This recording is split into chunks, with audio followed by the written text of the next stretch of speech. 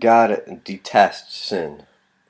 It's an insult to His holiness. He can't accept sin. How does that play out for you and for me? If you're anything like me, human, you sin. And the big question is, how does God handle our daily sin? The sin of the two cities, Sodom and Gomorrah, was an outcry to Him.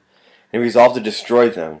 Some would say, what's that all about? How can a God of love destroy an entire city?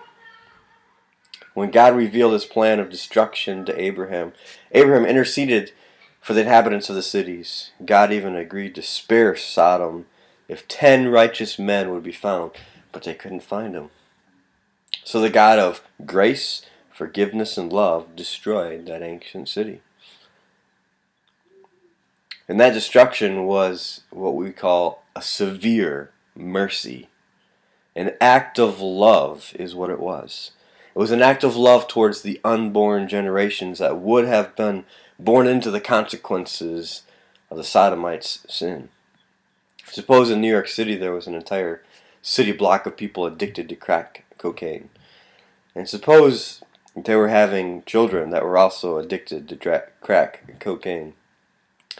How much of a godly remnant could be expected to counteract the results of their sin? What would it take to give these unborn children a chance at a drug-free life? When evil becomes so prevalent that any decent remnant is consumed, any godliness is consumed in that filth, destruction is mercy. And God brought judgment on the cities of Sodom and Gomorrah for immorality, lustfulness, decadence, ungodliness. Godlessness was their problem.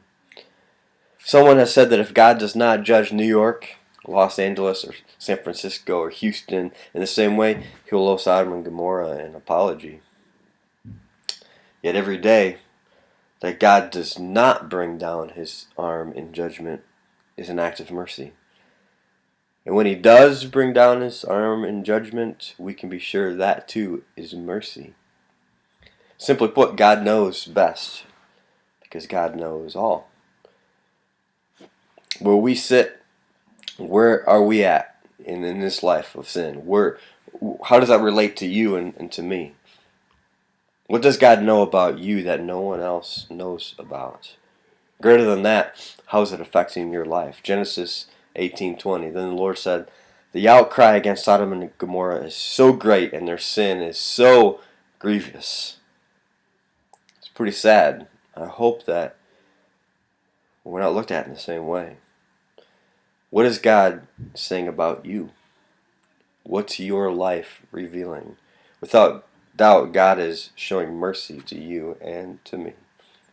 Let's protect ourselves from a severe mercy by acting justly, by loving mercy, by walking humbly with God.